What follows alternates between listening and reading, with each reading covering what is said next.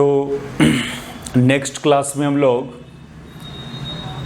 Dipole के case में space के किसी पॉइंट पर फील्ड और पोटेंशियल का एक्सप्रेशन डिराइव किया in general at any point in space.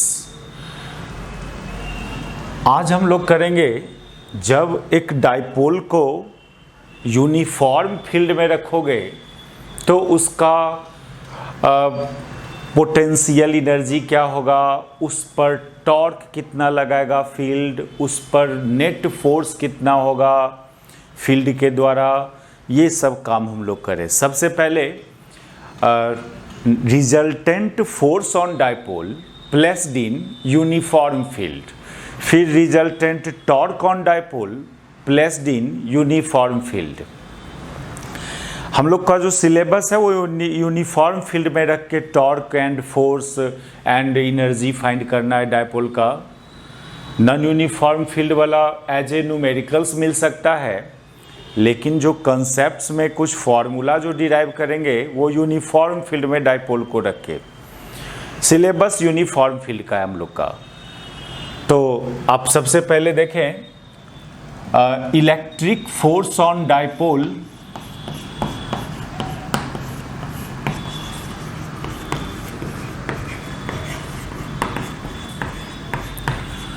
Placed in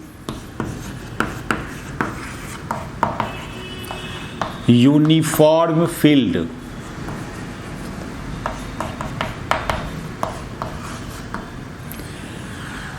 uniform electric field में डाइपोल को रख रहे हैं, उस पर नेट फोर्स कितना लगेगा ये देखेंगे हम लोग।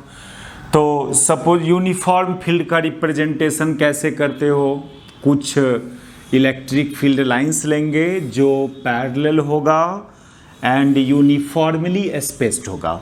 इस तरह का representation for uniform electric field. ये एक यूनिफॉर्म फील्ड है, वेक्टर ई यूनिफॉर्म। इसमें आप डाइपोल को रख रहे हैं इस तरह से। आप सपोज करो डाइपोल को ऐसे रखा इस यूनिफॉर्म फील्ड में, ये निगेटिव चार्ज ऑफ डाइपोल और ये उसका पॉजिटिव चार्ज। ये सेंटर है डाइपोल का और आप डाइपोल को जो रख रहे हैं इस फील्ड में at angle theta with external electric field. तो consider a dipole is placed in uniform electric field at angle theta with the field at angle theta with the field, that is angle between vector p and vector e is theta। Dipole moment vector और electric field vector के बीच का angle theta. इस तरह से आप dipole को रखा uniform field में। तो इस पर नेट फोर्स फाइंड करना है। देखो ये फील्ड इस दोनों चार्ज पर इंडिविजुअली फोर्स फाइंड करेगा, फिर उस दोनों फोर्सेज का वेक्टर सम करेंगे हम लोग। तो ये तो प्रिंसिपल ऑफ सुपरपोजिशन है। कोई सिस्टम हो एक से ज़्यादा चार्जेस का, उस पर रिजल्टिंग फोर्स फाइंड करना है, सभी चार्जेस पर इंडिविजुअली फोर्स फाइंड कर ले और वेक्टोरियली ऐड कर देंगे। तो जो फोर्स हो जाएगा resultant force on dipole F resultant, ये इक्वल होगा force on plus Q of dipole plus force on minus Q of dipole. और आप देखें ये फील्ड इस निगेटिव चार्ज पर इधर फोर्स लगाएगा, ये आपका एफ माइनस वेक्टर, और ये फील्ड इस पॉजिटिव चार्ज पर इधर फोर्स लगाएगा। ये तो पहले आप देखें फील्ड जब पढ़ रहे थे तो कि इलेक्ट्रिक फील्ड पॉजिटिव चार्ज पर अपने ही तरफ फोर्स फाइंड लगाएगा और निगेटिव चार्ज पर अपने से अपोजिट फोर्स लगाता है। ये कॉन्सेप्ट था इलेक्ट्रिक फील्ड का। अच्छा, तो क्लियरली इस दोनों फोर्स का डायरेक्शन अपोजिट है और मैग्नीट्यूड सेम, क्योंकि फील्ड यूनिफॉर्म है। यहाँ का जितना फील्ड उतना ही मैग्नीट्यूड फील्ड का यहाँ पर, जितना चार्ज ये उतने ही चार्ज का अमाउंट ये, इसलिए दोनों चार्ज पर जो फोर्स एक्ट हुआ उसका मैग्नीट्यूड सेम और डायरेक्शन अपोजिट। तो यहाँ पर ये सिचुएशन है कि F plus mod F plus is equal to mod F minus and it is equal to QE. Also F plus vector is opposite to F minus vector. तो जब ये सिचुएशन हो कि किसी सिस्टम पर दो फोर्स लगा सेम अमाउंट का और अपोजिट नेचर का, तो आप वेक्टर के रूल से जानते हो कि उस सिस्टम पर का नेट फोर्स 0, या आप इसको ऐसे बोलें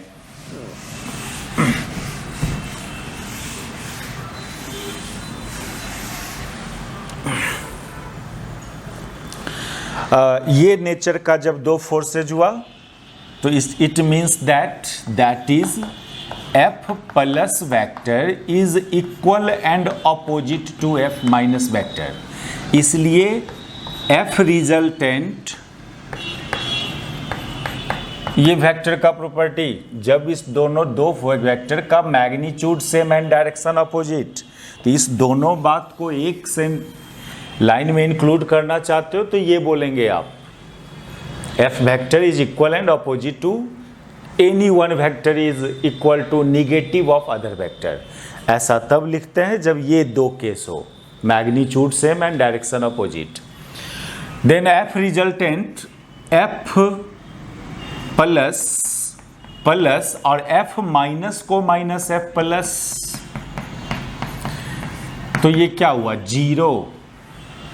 Thus resultant force on dipole when it is kept in an uniform electric field will be 0.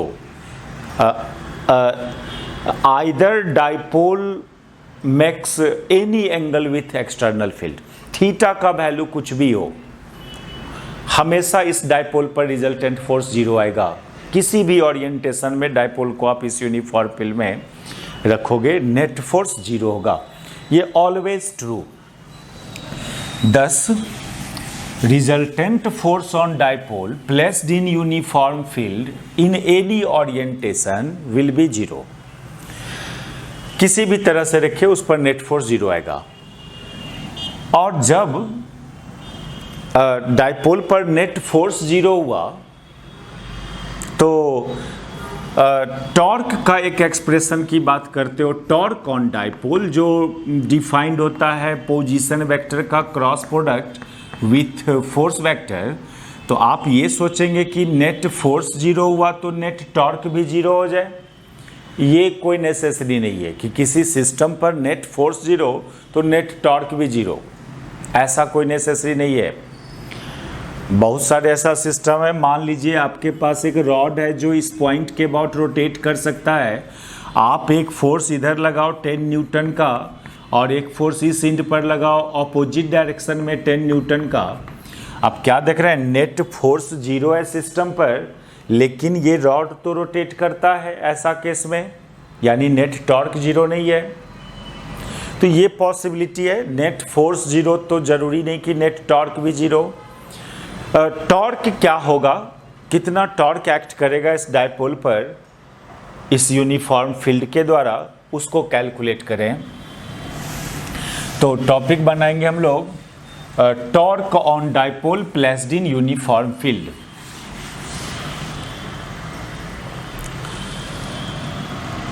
Torque on dipole placed in uniform field।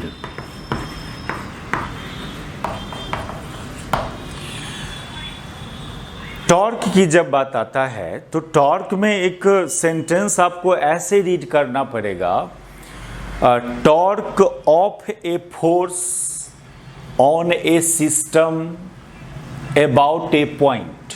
ये तीनों बात बोलना पड़ेगा। कुछ भी आप इसमें से छोड़ते हैं तो वो करेक्ट 100% करेक्ट नहीं हुआ वो स्टेटमेंट। क्या बोला? Torque of a force on a system about a point. यहां पर सिस्टम तो देख रहे हैं डायपोल है, तो टॉर्क ऑन डायपोल, पहले टॉर्क ऑफ फोर्स, कौन फोर्स? ये जो दोनों फोर्सेज है, दोनों फोर्सेज का इंडिविजुअल टॉर्क निकालेंगे। तो torque of these forces F plus and F minus on the system dipole about कोई ना कोई पॉइंट के अबाउट टॉर्क फाइंड करेंगे। तो यहां पर तो बहुत सारे ऐसा पॉइंट्स है, आप about the position of minus Q ने टॉर्क निकाल सकते हैं, या about the position of plus Q torque निकाल सकते हैं, या about the position about centre of dipole निकाल सकते हो। तो ऐसा आप किसी भी पॉइंट के अबाउट फाइंड करो, सेम रिजल्ट आएगा एक्सप्रेशन टॉर्क का। हम लोग इस F plus and F minus का टॉर्क फाइंड करें अबाउट सेंटर ऑफ डायपोल, तो वी फाइंड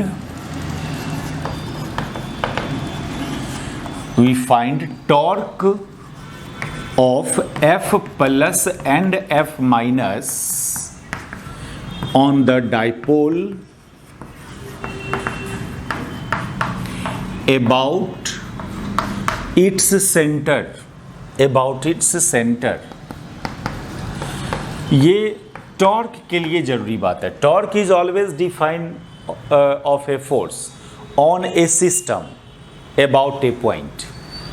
वो सब कुछ है, किस फोर्स का टॉर्क किस सिस्टम पर और किस पॉइंट के अबाउट।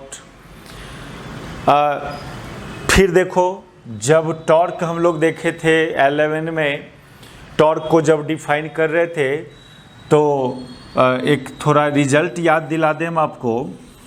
सपोज करो ये कोई आर्बिट्ररी पाथ है, यहाँ पर particle at any instant of time, उसका पोजीशन वेक्टर आर, और इस पर आप फोर्स अप्लाई कर रहे हो वेक्टर एफ। तो इस फोर्स का इस पार्टिकल पर ओरिजिन के अबाउट, इस पॉइंट के अबाउट जो टॉर्क डिफाइन होता था, vector torque cross product of position vector with force vector. ठीक है, ये डिफिनीशन है टॉर्क का। तो यहां पर जिस पॉइंट के अबाउट हम लोग टॉर्क निकालने जा रहे हैं, ओ के अबाउट, तो पहले ओ के अबाउट उस फोर्स का जो पॉइंट ऑफ एप्लीकेशन है उसका पोजीशन वेक्टर चाहिए। जैसे ये इस फोर्स का ये हुआ पॉइंट ऑफ एप्लीकेशन, तो ये पोजीशन वेक्टर आर एक्चुअली क्या है? ये पोजीशन वेक्टर आर को क्या बोलोगे? ये इसको बोलोगे position vector of point of application, position vector of point of application of applied force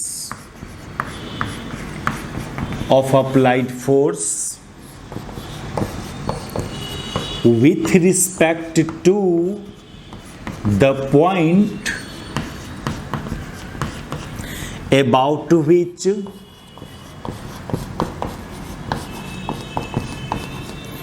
torque is calculated।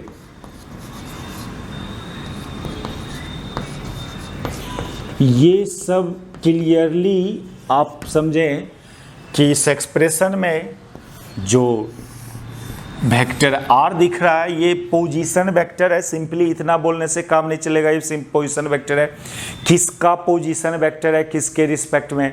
तो जिस पॉइंट के अबाउट आप टॉर्क निकाल रहे हैं उस पॉइंट के रिस्पेक्ट में फोर्स का पॉइंट ऑफ एप्लीकेशन का पोजीशन वेक्टर। इस पार्टिकल बॉडी का पोजीशन वेक्टर कभी नहीं बोलना, ये ज़्यादा सही नहीं है। आप फोर्स का पॉइंट ऑफ एप्लीकेशन का पोजीशन वेक्टर। देखो बॉडी तो एक्सटेंडेड होता है, अब फोर्स आप बॉडी पर अप्लाई करेंगे, बॉडी के किसी एक पॉइंट पर अप्लाई होगा फोर्स, तो जिस पॉइंट पर अप्लाई हुआ बॉडी के जिस पॉइंट पर, वो पॉइंट को पॉइंट ऑफ एप्लीकेशन बोलते हैं, और उस पॉइंट का पोजीशन वेक्टर की बात कर रहे हैं हम लोग। ये सब बहुत ज़रूरी है। देखिए कोई फोर्स किसी सिस्टम पर एक्ट किया, इससे भी ज़्यादा ज़रूरी बात कि वो फोर्स उस सिस्टम के किस पॉइंट पर एक्ट किया। ये सब बात बहुत इम्पोर्टेंट होता है टाइप्स ऑफ मोशन को डिसाइड करने में। आप सेम बॉडी पर अलग अलग जगह फोर्स अप्लाई करेंगे तो उस बॉडी का जो टाइप्स ऑफ मोशन क्रिएट होगा उसमें वो डिफरेंट टाइप का होगा। अब जैसे ये बात जो ये position vector of point of application of force with respect to the point about which torque is calculated, तो ये जो बोल रहे हैं point of application is very very necessary to decide types of motion of system. देखिए एक simple example इसमें, मान लो ये एक रॉड है, ये एक रॉड है सपोज करो, ठीक है, और यदि आप एक 10 न्यूटन का फोर्स ऐसे अप्लाई करेंगे इस पर, तो ये रॉड में सिंपली ट्रांसलेटरी मोशन क्रिएट होगा। और यदि यही 10 न्यूटन का फोर्स आप सेंटर पर अप्लाई करते हो, सेंटर के अलोंग, तो अभी भी प्योर ट्रांसलेटरी मोशन इस डायरेक्शन में क्रिएट होगा।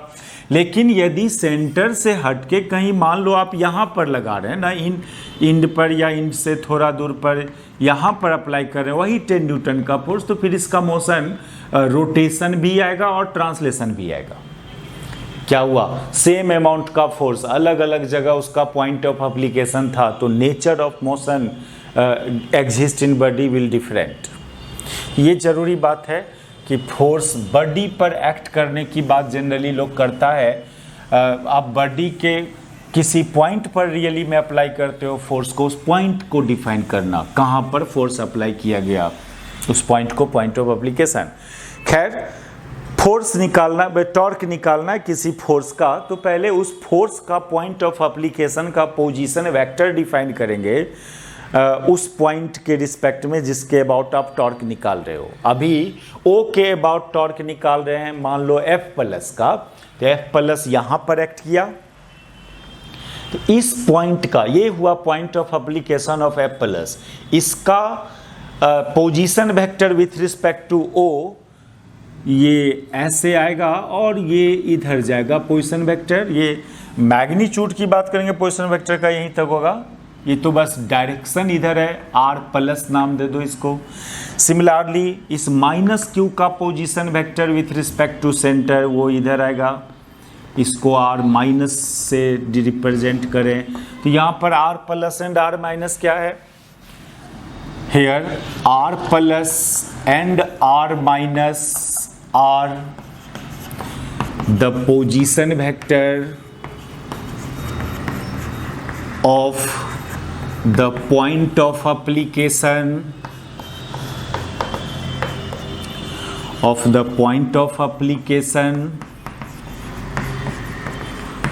of F plus and F minus with respect to center of dipole।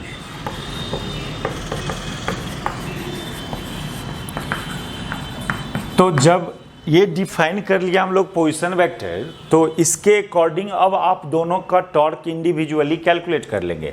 तो then tau plus is the torque due to F plus, ये डिफाइन होगा कितना, R plus cross F plus, F plus का point of application का position vector with respect cross product of F plus, and tau minus torque due to F minus, ये हो जाएगा R minus cross F minus, then net torque on dipole. Torque on dipole की बात यदि करते हैं हम लोग, तो दोनों टॉर्क को वेक्टोरियली ऐड करें, टॉर्क भी vector quantity, that is R plus cross F plus plus R minus cross F minus. अब इसमें कुछ रिलेशंस है, अभी F प्लस और F माइनस में आप देखे थे कि ये दोनों इक्वल एंड अपोजिट होता है। R plus and R minus में भी वही नेचर है। देखो R प्लस का मैग्नीट्यूड इतना एंड R माइनस का मैग्नीट्यूड इतना एंड R प्लस का, और ये डिस्टेंस कितना, ये तो पूरा 2a, ये पूरा 2a था, तो r plus and r minus दोनों हाफ हाफ हुआ ये 2a का, यानी a आएगा। और डायरेक्शन इस दोनों का भी ऑपोजिट डायरेक्शन है। तो इसमें वो कंडीशंस जो रिस्ट्रिक्शन है f plus f minus r plus and r minus में, वो उसको सब्स्टिट्यूट करें इस एक्सप्रेशन में। तो since r plus is also equal and opposite to r minus, ऐसा क्यों बोल रहे हो आप? ये रिजल्ट कैसे हुआ? क्योंकि r plus and r minus का भी मैग्नीट्यूड सेम और वो a के बराबर है एंड डायरेक्शन ऑपोजिट, इसलिए ये कंडीशंस रखा। And f plus and f minus, वो तो पहले भी देखा हम लोग कि f plus an equal to negative of f minus. ये दो कंडीशंस आप इसमें सब्स्टिट्यूट करेंगे इस रिजल्ट में, तो हम r plus cross f plus इसको रहने दें, एंड यहाँ पर जो ये r माइनस है, इस r माइनस को माइनस r प्लस लिख दो, एंड ये cross product of f minus है, f माइनस को माइनस f प्लस लिख दें, तो ये क्या हो गया? Minus minus plus, that is 2r cross f, r vector r cross f plus vector. ये resultant torque in vector form. In magnitude form, यदि इस टॉर्क का, नेट टॉर्क का मैग्नीट्यूड की बात करें हम लोग, तो मॉड टॉ जो हो जाएगा, मॉड टॉ डाइपोल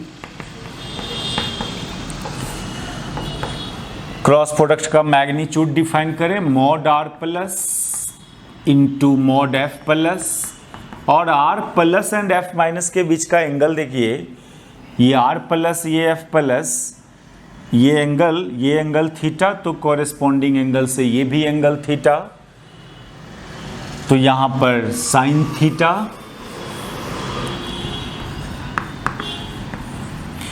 और r प्लस का मैग्नीट्यूड a, f प्लस का magnitude QE sine theta, and यहां पर Q into 2a dipole moment P,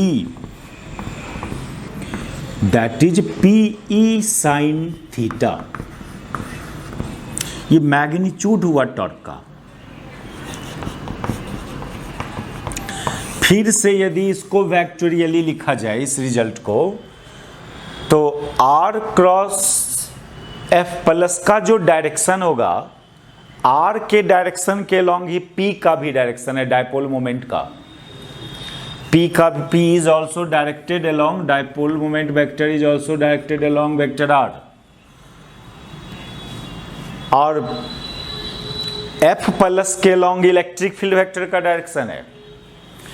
तो जो direction r cross f plus का आएगा, वही direction vector p cross vector e का आएगा। यानी आप वेक्टर फॉर्म में जब इस टॉर्क को लिखेंगे, तो ये आएगा आपको vector p cross vector e। देखो, यहां से कोई बोलेगा तो वो तो बोलेगा कि सर टॉर्क का डायरेक्शन तो इसके अलोंग हुआ, r क्रॉस f प्लस के अलोंग हुआ। यहां पर आप बोल रहे हैं टॉर्क का डायरेक्शन इस वेक्टर p क्रॉस e के अलोंग होगा, दोनों सेम डायरेक्शन है। ये p cross e and r cross f plus same direction में है। कैसे?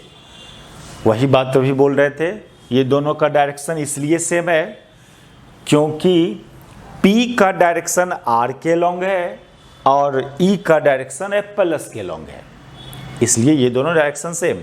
तो ये टॉर्क का general expression, torque on dipole when dipole moment vector makes angle theta with external uniform electric field. अब देखो, टॉर्क जीरो नहीं आया, फोर्स किसी भी ओरिएंटेशन में रखेंगे डाइपोल को तो जीरो आएगा, लेकिन टॉर्क जीरो नहीं आया। तो अब यहाँ पर थोड़ा हम लोग डिफाइन करते हैं मैक्सिमम टॉर्क किस ओरिएंटेशन में एक्ट करेगा डायपोल पर, मिनिमम टॉर्क किस orientation, minimum torque means zero, minimum negative में नहीं जाना है। टॉर्क का मैग्नीट्यूड, वेक्टर का मैग्नीट्यूड कभी निगेटिव नहीं होता है, तो मिनिमम जब वेक्टर कोई वेक्टर का मिनिमम वैल्यू की बात करें तो वो जीरो तक ही जा सकते हैं हम लोग। तो दो स्पेशल केस यहाँ पर, maximum and minimum torque on dipole.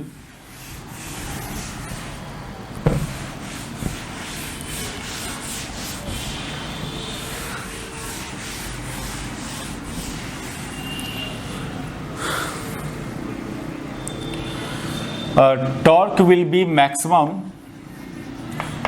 sin theta will be maximum।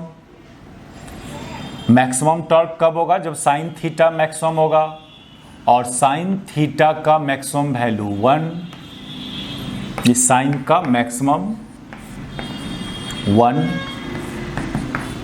Eight angle theta बराबर 90 डिग्री। मीन्स जब आपका ये डायपोल मोमेंट वेक्टर ई के परपेंडिकुलर, ये थीटा यहाँ पर, थीटा क्या है? Angle between vector P and vector E, that is vector P is perpendicular to vector E. ये केस, ये आपका यूनिफॉर्म फील्ड और डायपोल मोमेंट एग्जैक्टली ऐसे है सिचुएटेड इस यूनिफॉर्म फील्ड में, जिसमें vector P max angle 90 degree with vector E. इस केस में जो टॉर्क होगा डायपोल पर मैक्सिमम टॉर्क होगा, and zero torque, torque will be zero, जिसको मिनिमम की बोलेंगे तो साइन का मिनिमम वैल्यू जीरो है, वो मिनिमम नहीं, सो इससे तो साइन का मिनिमम -1 होता है। पॉजिटिव में मिनिमम कौन? पॉजिटिव में मिनिमम जीरो, क्योंकि मैग्नीट्यूड है ये टॉर्क का, मैग्नीट्यूड कभी निगेटिव में नहीं जाएगा। तो इधर भी जो साइन वाला टर्म था साइन थीटा, उसका भी मिनिमम पॉजिटिव में रहना है, जो जीरो होगा। तो टॉर्क का minimum value P E into zero, क्योंकि साइन का पॉजिटिव वैल्यू में जो मिनिमम होगा वो जीरो, पॉजिटिव वैल्यू मिनिमम, इसलिए एट थीटा बराबर जीरो और पाई, दो केस है जहां साइन जीरो होगा। That is, it means that कि vector P is either parallel to E vector electric field vector और anti parallel to electric field vector. इस दोनों केस में मिनिमम टॉर्क एक्ट करेगा आपके डायपोल पर, मिनिमम वैल्यू जीरो टॉर्क का, क्योंकि magnitude of torque is always positive, and positive में मिनिमम जीरो।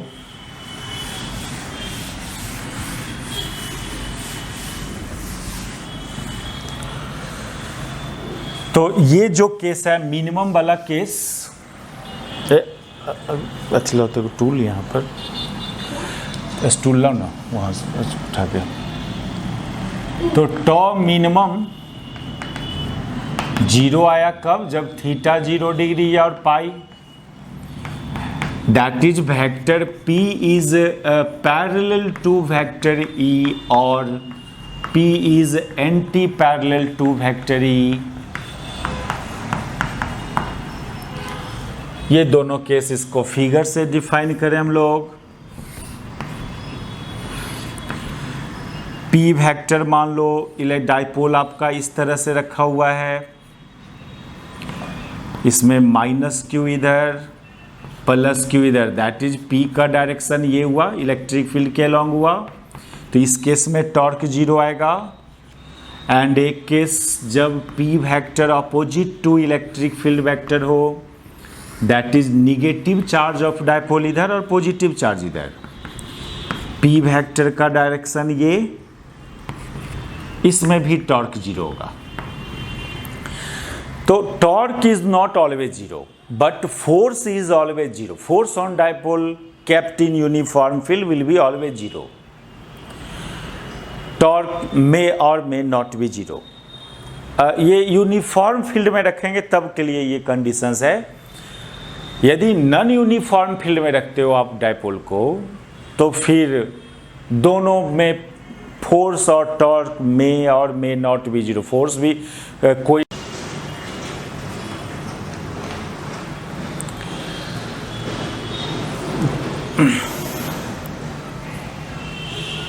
तो रिजल्टेंट जो फाइनल कंक्लूजन ये हुआ, डाइपोल को आप यूनिफॉर्म फील्ड में रखा तो फाइनल जो कंक्लूजन हुआ ये कि दस when a dipole is kept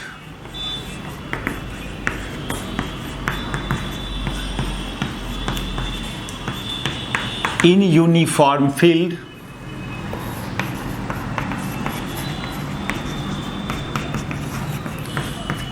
then torque on dipole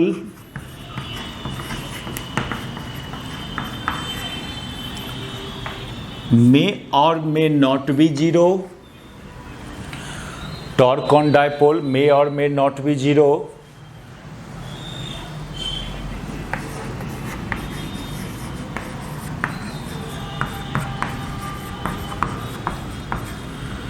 But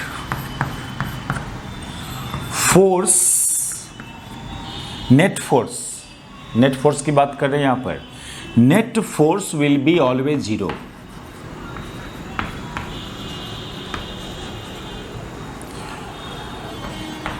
तो यहां पर ये टॉर्क और फोर्स कब जीरो हुआ नहीं हुआ, इससे रिलेटेड एक टर्म यहां पर डिफाइन होता है डायपोल में। हालांकि ये बात हम लोग अदर रिस्पेक्ट में भी डिफाइन कर सकते थे, लेकिन टॉर्क और फोर्स के टर्म्स में भी ये बात डिफाइन करेंगे, वो है equilibrium of dipole. Equilibrium of इसको इनर्जी ऑफ डाइपोल से भी इस इक्विलिब्रियम को डिफाइन कर सकते हैं हम लोग, वो जब इनर्जी पढ़ेंगे तो देखना। अभी फोर्स और टॉर्क के टर्म्स में डाइपोल का इक्विलिब्रियम कंसीडर करेंगे। तो फोर्स और टॉर्क के टर्म्स में इक्विलिब्रियम में क्या बात है, देखिए इक्विलिब्रियम, कोई सिस्टम का इक्विलिब्रियम बहुत टाइप का होता है। पहले तो हम लोग mechanical equilibrium, chemical equilibrium, thermal equilibrium, अभी हम लोग केमिकल और थर्मल इक्विलिब्रियम की को यूज नहीं करेंगे। अभी सिंपली हम लोग फोर्स और टॉर्क से रिलेटेड जो इक्विलिब्रियम्स होगा वो मैकेनिकल इक्विलिब्रियम ऑफ सिस्टम। और मैकेनिकल इक्विलिब्रियम फिर दो टाइप का, तो मैकेनिकल इक्विलिब्रियम हम लोग अभी डिफाइन करेंगे। एक टॉपिक तो बना दो इक्विलिब्रियम ऑफ, या डायरेक्ट लिखिए दीजिए इसको, mechanical equilibrium of dipole. Mechanical equilibrium of dipole, इसमें दो इक्विलिब्रियम डिफाइन करते हैं हम लोग। एक है ट्रांसलेशनल इक्विलिब्रियम, ट्रांसलेशनल इक्विलिब्रियम। कोई सिस्टम को ट्रांसलेशनल इक्विलिब्रियम में कब रीड किया जाएगा, तो जब उस सिस्टम पर नेट फोर्स जीरो हो। A system is said to be in translational equilibrium, is said to be in translational equilibrium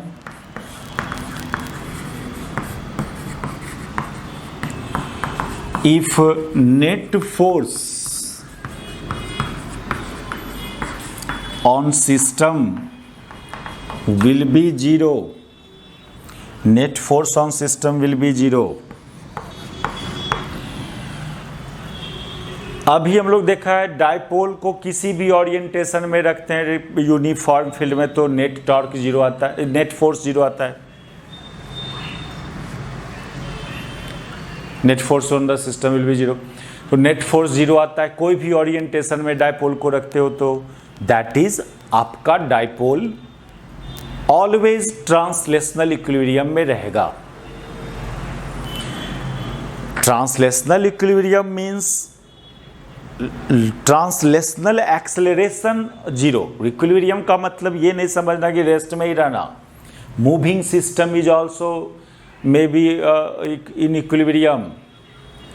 A velocity constant, force, यहाँ कंडीशन है force zero that is acceleration of system zero, और acceleration zero दो case में, rest वाले system का भी acceleration zero और moving वो सिस्टम का एक्सेलरेशन जीरो होता है जब वो कांस्टेंट वेलोसिटी से मूव करे। तो ऑलवेज इक्विलिब्रियम का मीनिंग रेस्ट में ही रहना ऐसा जरूरी नहीं है, may be in motion but with constant velocity, constant translational velocity. तो डायपोल पर नेट फोर्स देखा हम लोग जीरो होता है in any orientation, thus our dipole will be in translational equilibrium. तो since net force on dipole, net force on dipole in uniform field is zero in any orientation,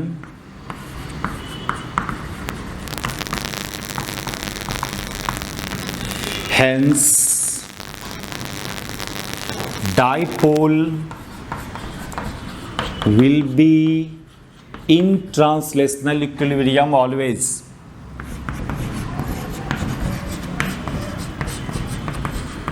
Will be in translational equilibrium always. अब देखिए हम लोग rotational equilibrium. Mechanical equilibrium के अंदर दो equilibrium, translational and rotational. तो rotational equilibrium में second case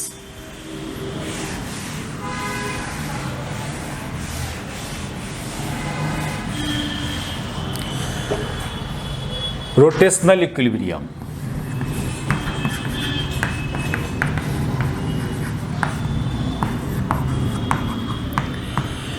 इसका क्या condition, system will be in rotational equilibrium if net torque will be zero. If net torque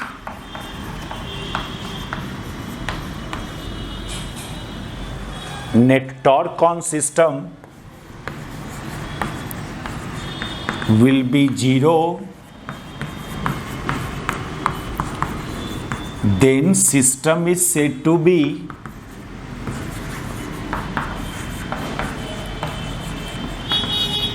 in rotational equilibrium.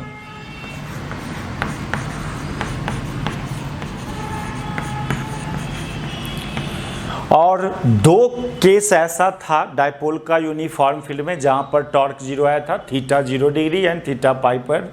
तो वो दोनों केस में ही ओनली आपका डायपोल रोटेशनल इक्विलिब्रियम में होगा। अदर कोई ओरिएंटेशन लेंगे तो वहां पर रोटेशनल इक्विलिब्रियम नहीं होगा डायपोल में। तो ये जो since we know that torque is zero, net torque is zero when vector P is parallel to vector E and vector P is anti-parallel to vector E। तो यही दो केस में आपका डायपोल रोटेशनल इक्विलिब्रियम में रहेगा। तो ये दो केस जो हुआ रोटेशनल इक्विलिब्रियम।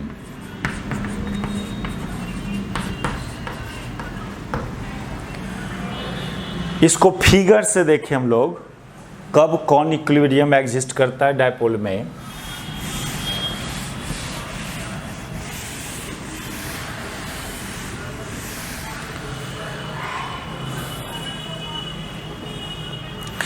देखो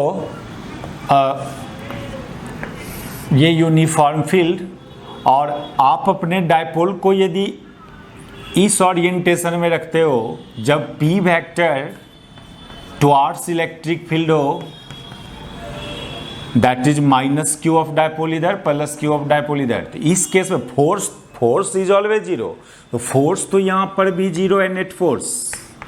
लेकिन ये इस केस में सिस्टम पर टॉर्क भी जीरो है।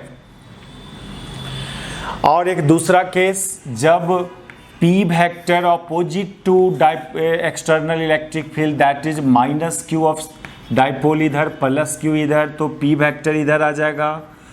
तो इस केस में भी force is always zero, force के बारे में बोला गया always zero in any orientation zero, and इस केस में भी टॉर्क जीरो है। ये जो दोनों केस है, जब दोनों इक्विलिब्रियम एक साथ एग्जिस्ट करे सिस्टम में, तो सिस्टम को मैकेनिकल इक्विलिब्रियम में रीड करते हैं। यानी ये दोनों केस को मैकेनिकल इक्विलिब्रियम में बोलेंगे। तो ये सिचुएशन भी mechanical equilibrium. Mechanical equilibrium means क्या? Both type of equilibrium exist same time. तो ये केस और वो केस ऐसा है जिसमें दोनों टाइप का इक्विलिब्रियम एक साथ एग्जिस्ट कर रहा है, इसलिए ये दोनों सिचुएशन में डाइपोल को आप मैकेनिकल इक्विलिब्रियम में रीड करना। ये भी मैकेनिकल इक्विलिब्रियम।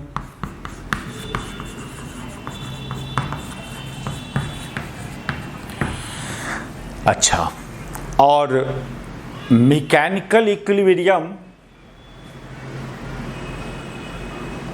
में फिर तीन केस आता है,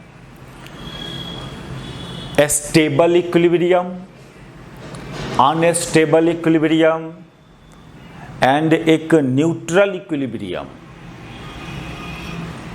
ये क्या है? Stable and unstable and neutral equilibrium.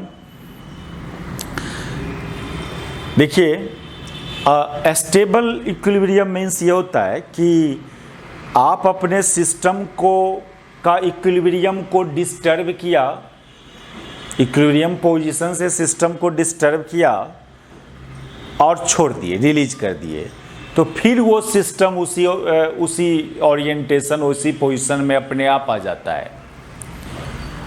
तो ये हुआ स्टेबल इक्विलिब्रियम कि if system is disturbed from its equilibrium position and then released, then if system again acquires same positions, same orientations, then system is said to be in that position is called equilibrium position, a stable equilibrium position। यहाँ पर देखो ये case क्या है, ये इस mechanical equilibrium को stable बोलोगे या अनस्टेबल या न्यूट्रल। अच्छा, तो स्टेबल इक्विलिब्रियम मीन्स कि सिस्टम को डिस्टर्ब किया, फिर रिलीज किया, फिर वो उसी सिचुएशन में आ गया सिस्टम अपने आप।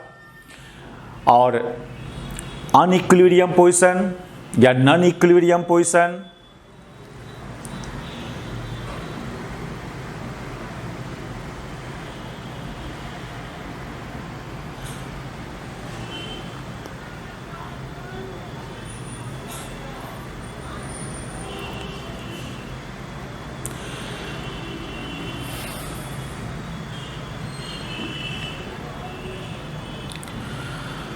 तो stable equilibrium position, unstable equilibrium position and neutral equilibrium, तीन टाइप का मैकेनिकल इक्विलिब्रियम एग्जिस्ट करता है सिस्टम में। तीनों में से कोई एक इक्विलिब्रियम एग्जिस्ट करेगा एक टाइम पर। तो ये stable equilibrium, unstable equilibrium, neutral equilibrium क्या होता है? स्टेबल इक्विलिब्रियम मीन्स कि आप सिस्टम का इक्विलिब्रियम को डिस्टर्ब कर दो तो फिर से सिस्टम रीस्टोर कर ले वही पोजीशंस, वही ओरिएंटेशन इटसेल्फ अपने आप। दैट इज वो जो इक्विलिब्रियम था सिस्टम में, वो स्टेबल इक्विलिब्रियम था। सिस्टम आपका इनिशियली स्टेबल इक्विलिब्रियम में था, और यदि आप उसके इक्विलिब्रियम को डिस्टर्ब किया और सिस्टम फिर से अपना ओरिजिनल कॉन्फ़िगरेशन में अपने आप नहीं आता है, दैट इज वो जो इनिशियली इक्विलिब्रियम में था सिस्टम, वो अनस्टेबल इक्विलिब्रियम पोजीशन था। देखो इसको इस फिगर से समझे। एक इस बात को एक डाइपोल से हट के एक अदर फिगर से इस इक्विलिब्रियम को समझे हम लोग। सपोज करें इस टाइप का एक सरफेस है बॉल शेप का, और एक बॉडी है, स्फेरिकल बॉडी है बॉल। ये अभी यहाँ पर रेस्ट में है। दैट इज इस पर एक नॉर्मल फोर्स एक्ट कर रहा होगा, एक mg, और ये n and mg are equal, that is net force on the ball is 0। तो ये हो गया इक्विलिब्रियम पोजीशन, ये इक्विलिब्रियम पोजीशन, यानी आपका ये बॉल इक्विलिब्रियम में है और ये पोजीशन इक्विलिब्रियम पोजीशन हुआ। अब चेक करना है कि ये इक्विलिब्रियम पोजीशन स्टेबल है या अनस्टेबल है। तो बॉल को आप इसके इक्विलिब्रियम को डिस्टर्ब करें, इसका इक्विलिब्रियम डिस्टर्ब करते हैं, मान लो बॉल को इधर ले जाते हैं और यहाँ से फिर उसको रिलीज करते हैं आप। यदि यहाँ से रिलीज करेंगे तो क्या देखते हैं आप कि बॉल फिर इधर आ जाता है। यदि आप इधर ले जाके रिलीज करते तो बॉल फिर इधर जाता है। तो क्या हो रहा है, हम जब डिस्टर्ब कर रहे हैं इक्विलिब्रियम पोजीशन को तो सिस्टम खुद अपना ओरिजिनल कॉन्फ़िगरेशन में जाने का टेंडेंसी रखता है। दैट इज ये जो इक्विलिब्रियम पोजीशन है ये स्टेबल इक्विलिब्रियम पोजीशन है। और अनस्टेबल में ऐसा केस यदि होता, बॉल मान लो इस तरह के बॉडी पर रेस्ट में, यहाँ भी n और mg इक्वल है, दैट इज ये पोजीशन भी इक्विलिब्रियम पोजीशन। लेकिन यहाँ पर केस क्या है कि थोड़ा सा भी आप इक्विलिब्रियम को डिस्टर्ब करेंगे, इधर कर दोगे आप बॉडी को तो वो उधरे भाग जाएगा, या इधर कर देंगे तो इधरे भाग जाएगा, फिर से ओरिजिनल कॉन्फ़िगरेशन में आपका सिस्टम नहीं आता है। तो ये भी इक्विलिब्रियम में था क्योंकि नेट फोर्स 0 था, लेकिन ये अनस्टेबल इक्विलिब्रियम है। और एक न्यूट्रल इक्विलिब्रियम होता है। न्यूट्रल इक्विलिब्रियम मीन्स कि मान लो ये एक फ्लैट सरफेस है, इस पर एक बॉल को रखे हैं आप, इसमें क्या होगा, बॉल को जहां ले जाके रखोगे वहीं रह जाएगा, वो वहीं पर रह जाएगा, तो उसको न्यूट्रल इक्विलिब्रियम बोलते हैं। अब इस तीनों में से कौन नेचर है इस दोनों में, इसमें क्या है, उसमें कौन नेचर है, उसको पॉइंट आउट करें हम लोग।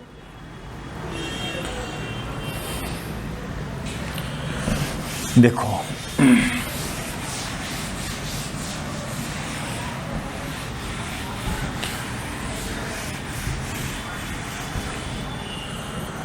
फर्स्ट फिगर में क्या नेचर है उसको देखें। तो फर्स्ट फिगर जो था हमारा, ये आपका यूनिफॉर्म फील्ड है सपोज करो, और इसमें आप डायपोल को इस तरह से रखा था, इस तरह से मान लो निगेटिव इधर और पॉजिटिव चार्ज ऑफ डायपोल इधर, और पी वेक्टर का डायरेक्शन ये। आप ये तो एक मैकेनिकल इक्विलिब्रियम है क्योंकि टॉर्क और फोर्स इस केस में 0। कौन मैकेनिकल इक्विलिब्रियम में है, ये स्टेबल या अनस्टेबल, उसके लिए सिस्टम को पहले इस पोजीशन से डिस्टर्ब करेंगे हम लोग। डिस्टर्ब करने में क्या करो, आप इस डायपोल को इस डायरेक्शन में थोड़ा रोटेट करके ले जाओ, यानी निगेटिव पॉजिटिव चार्ज यहाँ आ गया डायपोल का और निगेटिव चार्ज यहाँ आ गया, ऐसे रोटेट कर रहे हैं हम लोग, ऐसे रोटेट कर रहे हैं। अब क्या होगा, अब रिलीज करेंगे तो फिर ये सिस्टम का मोशन कैसा मोशन परफॉर्म करेगा। ये देखिए जब ऐसे रोटेट किया तो क्या हुआ, इस पर इलेक्ट्रिक फोर्स इधर लगा F प्लस, इस पर इलेक्ट्रिक फोर्स इधर लगा F माइनस, और ये सेंटर ऑफ डायपोल है। अब इस F प्लस और F माइनस का टॉर्क यदि फाइंड करते हो आप, तो टॉर्क इसके लिए पोजीशन वेक्टर का डायरेक्शन ये, तो R क्रॉस F होता है टॉर्क का एक्सप्रेशन, यानी R से F की तरफ कर्लिंग करें आप, राइट हैंड के फोर फिंगर को R से F के लॉन्ग कर्ल करेंगे, दैट इज ये फोर्स इस डायपोल में टॉर्क प्रोड्यूस कर रहा है, इस सेंस में, क्लॉकवाइज सेंस में। अच्छा, ये फोर्स इसके लिए R प्लस का ये डायरेक्शन और फोर्स वेक्टर ये, तो यहाँ पर R क्रॉस F करेंगे, टॉर्क R क्रॉस F निकालोगे, तो R क्रॉस F में R से F की तरफ कर्लिंग किया जाता है राइट हैंड के फोर फिंगर को। तो कर्लिंग ऐसे तो नहीं कर पाएंगे, ऐसे करेंगे आप कर्लिंग R से F की तरफ, तो ऐसे कर्लिंग हो रहा है, दैट इज इसका भी टॉर्क इस सेंस में, क्लॉकवाइज सेंस में ही। एंड दोनों फोर्स का टॉर्क सेम सेंस में आ रहा है, क्लॉकवाइज सेंस में। यानी जब आप रिलीज करेंगे, आप अपना एक्सटर्नल फोर्स हटाएंगे इस डायपोल पर से, तो ये F प्लस और F माइनस तो एक्ट करते ही रहेगा उस समय। वो दोनों उस डायपोल में एक टॉर्क क्रिएट किया जिसका सेंस इस तरह से आ रहा है, यानी ये डायपोल फिर से रोटेट होके ऐसे ही हो जाएगा। आप इधर ऐसे रोटेट किया, छोड़ेंगे, डायपोल फिर इधर आ जाएगा, फिर से इसी ओरिएंटेशन में आ जाएगा। एक्चुअली ऑसिलेशन होता है, एग्जैक्ट बात करें तो ऑसिलेटरी मोशन क्रिएट हो जाता है डायपोल में इस तरह से। लेकिन इनिशियली क्या देखेंगे आप, इनिशियली जब आप रिलीज करेंगे डायपोल को इस और ऐसे इस तरह से, तो फिर ये ऐसे आ जाएगा, यानी ओरिजिनल कॉन्फ़िगरेशन की तरफ टेंस होता है डायपोल। तो ये एक कौन इक्विलिब्रियम हुआ, stable equilibrium. It is a stable mechanical equilibrium, a stable mechanical equilibrium। देखिए बाद में हम लोग एनर्जी ऑफ डायपोल पढ़ेंगे, उससे भी इक्विलिब्रियम का टाइप्स डिफाइन कर सकते हैं, वो इजी है। फोर्स और टॉर्क से भी जानना चाहिए, सिस्टम का इक्विलिब्रियम को डिफाइन करना चाहिए। अच्छा, तो वो केस अब देखें हम लोग। इस केस में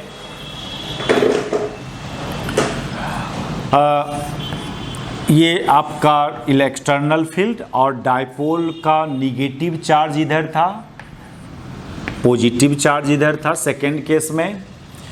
अब आप डायपोल को इस ओरिएंटेशन में ले चलो, थोड़ा कुछ एंगल से रोटेट कर दो, तो ये पॉजिटिव चार्ज आ जाएगा यहाँ पर और निगेटिव चार्ज आ जाएगा यहाँ पर। ये सेकेंड केस है जब P vector is opposite to electric field vector. यहाँ पर P वेक्टर का डायरेक्शन ये था इनिशियली इलेक्ट्रिक फील्ड के ऑपोजिट, यहाँ पर P वेक्टर का डायरेक्शन इलेक्ट्रिक फील्ड की तरफ था, तो ये स्टेबल इक्विलिब्रियम में आया। यहाँ पर देखिए, यहाँ पर इस प्लस क्यू पर एक फोर्स लगेगा, इधर इलेक्ट्रिक फील्ड प्लस क्यू पर इधर फोर्स लगाएगा, अब माइनस क्यू पर इधर लगाएगा फोर्स। और इस दोनों फोर्सेस का टॉर्क देखेंगे, तो इस फोर्स का टॉर्क इस सेंस में आएगा और इस फोर्स का टॉर्क इस सेंस में आएगा, यानी एंटी क्लॉकवाइज सेंस। क्या हुआ, एक तो हम लोग इसमें रोटेशन किया एंटी क्लॉकवाइज सेंस में और रिलीज किया, तो और उधरे वो रोटेट करके चला गया, फिर से ओरिजिनल कॉन्फ़िगरेशन में नहीं आ रहा है सिस्टम। तो ये हो गया अनस्टेबल इक्विलिब्रियम, अनस्टेबल इक्विलिब्रियम। इसमें न्यूट्रल इक्विलिब्रियम एग्जिस्ट नहीं करता है डायपोल में।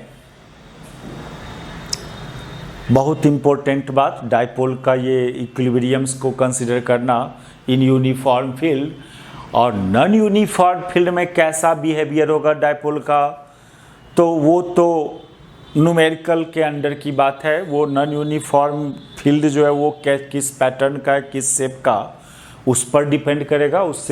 उसमें कोई फॉर्मूला या स्टेटमेंट कन्फाइंड नहीं रहेगा कि ऐसा ही होगा, तो वो एज ए न्यूमेरिकल के अंडर होता है। लेकिन यूनिफॉर्म फील्ड में ये बात ऑलवेज ट्रू, यदि यूनिफॉर्म फील्ड में डायपोल तो